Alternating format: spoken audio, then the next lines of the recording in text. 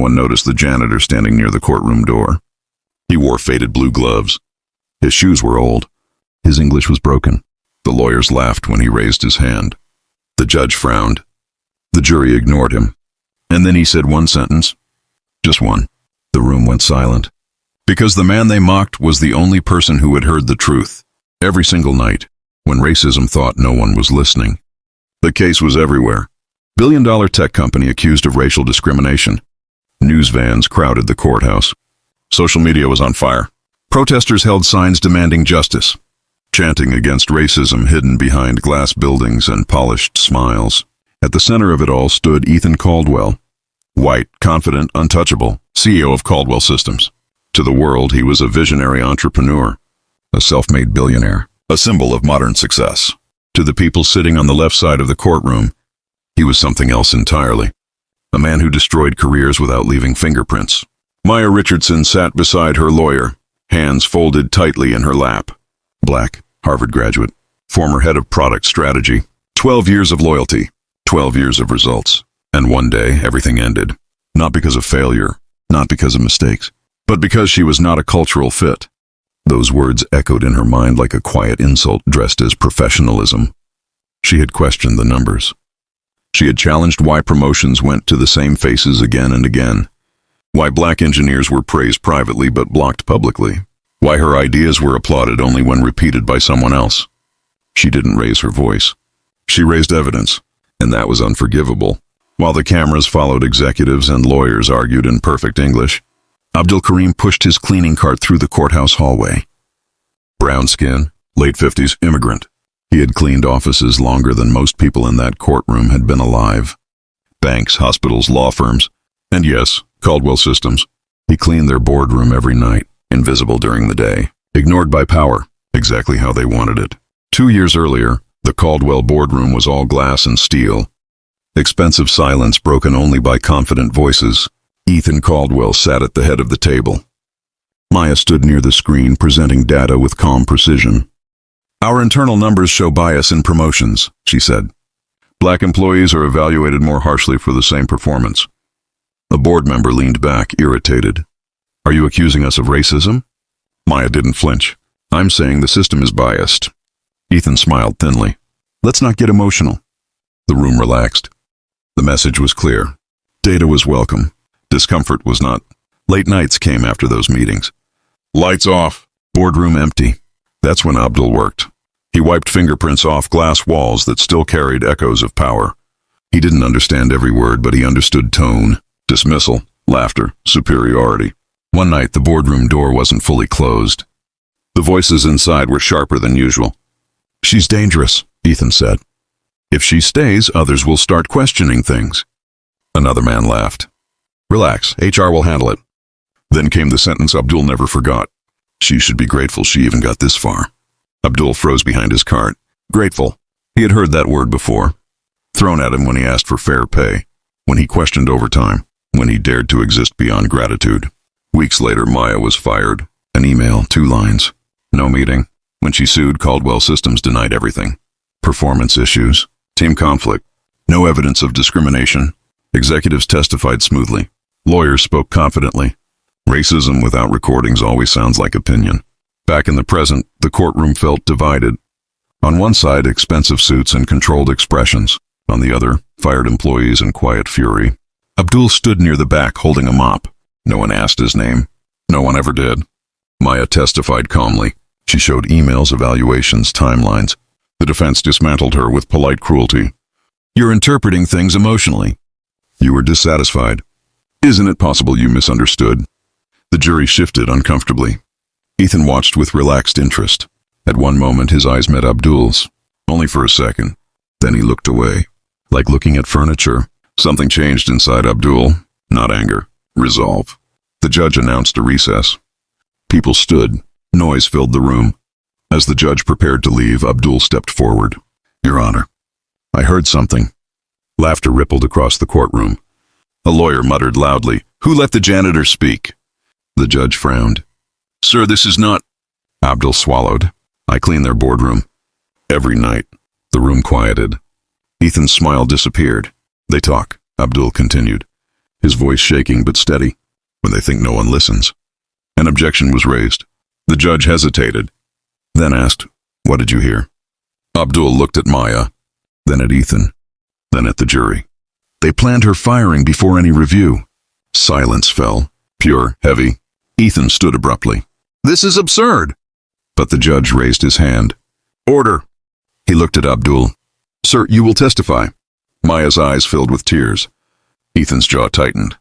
And for the first time in his life, the invisible man stood at the center of power. The courtroom didn't breathe. Not after the judge said those words. Not after Ethan Caldwell's confidence cracked for the first time.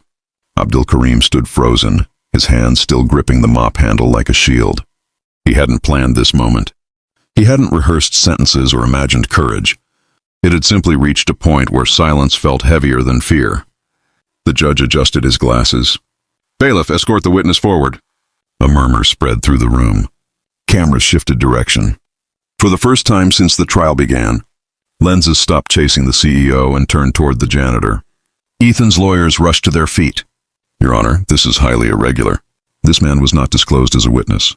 His credibility will be assessed like anyone else's," the judge interrupted.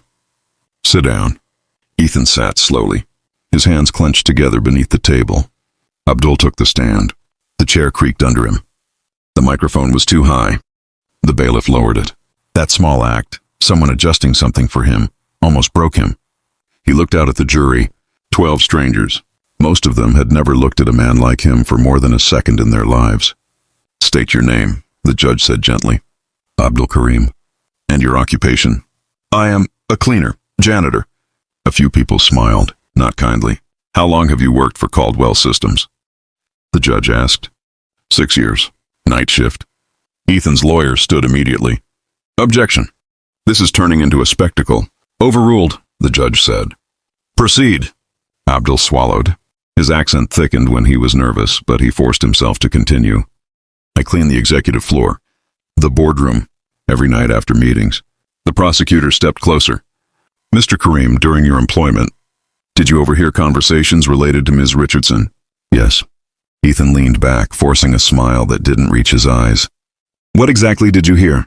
the prosecutor asked. Abdul opened his eyes and looked straight at Ethan Caldwell. "He did?" Ethan stood up so fast his chair fell backward. "That's a lie!" The judge banged the gavel. "Mr. Caldwell, sit down now." For the first time, the power dynamic shifted. The man who controlled rooms was being controlled by one. The defense attorney tried again. "Mr. Karim, you expect this court to believe that a janitor accurately understood complex corporate conversations?" Abdul didn't hesitate. "I may clean floors," he said quietly. "But I understand disrespect. I understand planning, and I understand when powerful people think no one below them counts." The jury didn't blink. The defense changed tactics. "Why didn't you come forward earlier?" Abdul smiled sadly. "Because no one ever asks the cleaner what he hears." The prosecutor let the silence sit. Then he asked, "Mr. Karim, were there other discussions like this? About other employees?" Abdul nodded. "Yes, mostly black employees. Always the same words. Not a fit. Too aggressive. Not leadership material." Maya's tears fell freely now. Ethan whispered something urgently to his lawyer. The prosecutor rested his hands on the podium. "Thank you. No further questions." The defense attorney approached, his tone sharp. "Mr. Karim, you have no recordings. No notes, no proof." Abdul met his eyes. "No," he said. "Just memory." The lawyer smirked. "So this is just your word?" Abdul turned slightly, facing the jury. "It is my word," he said. "Like it has always been." The lawyer paused, sensing something shift. "And why's you decided today to speak?" Abdul's voice steadied. "Because I saw her," he said, nodding toward Maya. "And I saw how easily truth is buried when only powerful people are allowed to speak." The defense had no follow-up. When Abdul stepped down, the courtroom felt different, lighter, sharper, awake. Ethan Caldwell was called back to the stand. This time, the jury looked at him differently. The prosecutor began calmly. "Mr. Caldwell, did you ever discuss plans to terminate Ms. Richardson prior to formal review?" "No," Ethan said quickly. "Did you ever instruct HR to handle her?" "No." "Did you ever say she should be grateful she got that far?" Ethan hesitated. "I don't recall." The prosecutor leaned in. Isn't it true that after Ms. Richardson raised concerns about racial bias, her performance reviews suddenly declined? That's coincidence. Isn't it true that no white executive was ever labeled not a cultural fit for questioning leadership? Ethan's jaw tightened. Disagree with the characterization. The prosecutor nodded slowly. No further questions. The jury deliberated for 6 hours. 6 hours that felt like 6 years. Maya sat with her hands clasped. Abdul sat alone, staring at the floor. Ethan paced like a caged animal. When the jury returned, no one spoke. The forewoman stood. On the charge of racial discrimination? The pause was unbearable. We find the defendant liable. Maya covered her mouth. Gasps filled the room. The judge continued reading. Caldwell Systems is ordered to pay damages and implement mandatory oversight and reform. Ethan collapsed into his chair. But the judge wasn't finished.